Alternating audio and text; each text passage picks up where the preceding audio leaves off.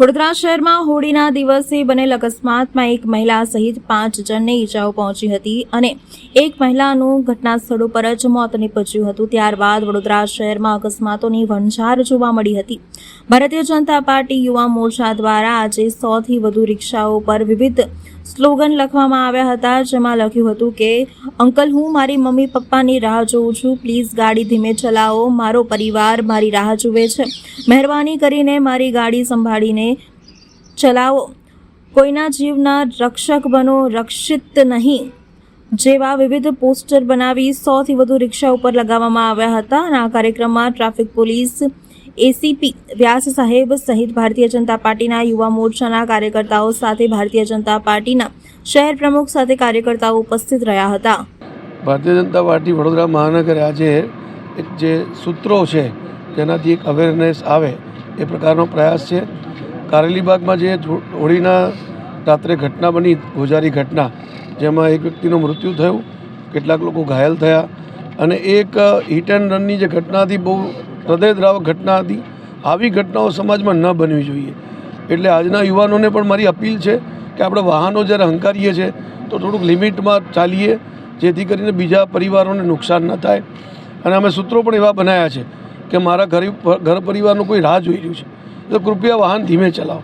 તો આવા પ્રકારના અવેરનેસથી પ્રજામાં એક સંદેશો જાય અને આવી ઘટનાઓ બનતી બંધ થાય એવો એક નમ્ર પ્રયાસ ભારતીય જનતા પાર્ટી વડોદરા મહાનગર કરી રહ્યું છે। કેટલા રિક્ષાને કેટલા પોસ્ટર લગાવવામાં આવ્યા? લગભગ 100થી વધારે રિક્ષાઓ, અને એમ અમારો પ્રયાસ ઓર વધુ છે, પણ 100થી વધારે રિક્ષાઓને તો આજે જ અમે લગાડવાના છીએ પોસ્ટર। વડોદરા મહાનગરમાં જે અકસ્માતોનો દોર વધી રહ્યો છે, ફક્ત વડોદરા જ નહીં, ગુજરાત આખા દેશભરમાં અકસ્માતો વધી રહ્યા છે। એને કેવી રીતના રોકી શકાય એની માટે પોલીસ વિભાગ પણ એનું કામ કરી રહી છે, ટ્રાફિક ડિપાર્ટમેન્ટ પણ કરી રહી છે, પણ તે છતાં આટલો દંડ ફટકારતા પણ લોકો બેફામ ચલાવે છે, અકસ્માતો વધે છે।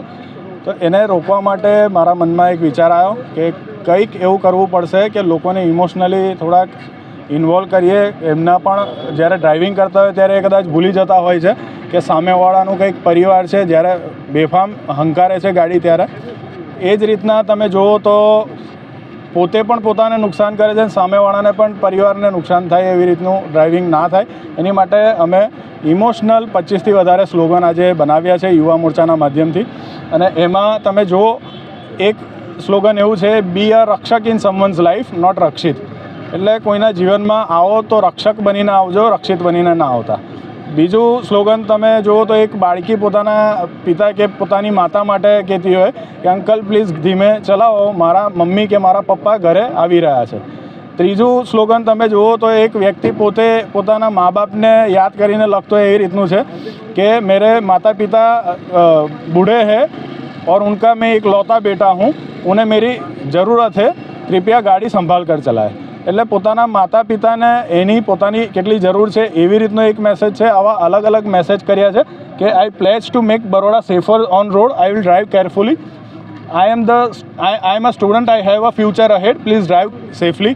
એટલે ગુજરાતી, હિન્દી અને ઇંગ્લિશ ત્રણેય લેંગ્વેજમાં છે, જેથી કરીને આવનારા સમયમાં કદાચ આ સ્લોગન કોઈને ગમે અને એમને લાગે કે પરિવર્તન આવી રહ્યું છે તો બીજા સિટીમાં પણ, બીજા સ્ટેટમાં પણ આ વસ્તુ એ લોકો કરી શકે, એટલે આ સ્લોગન લોકો સુધીને પહોંચે એવી એક અપીલ છે।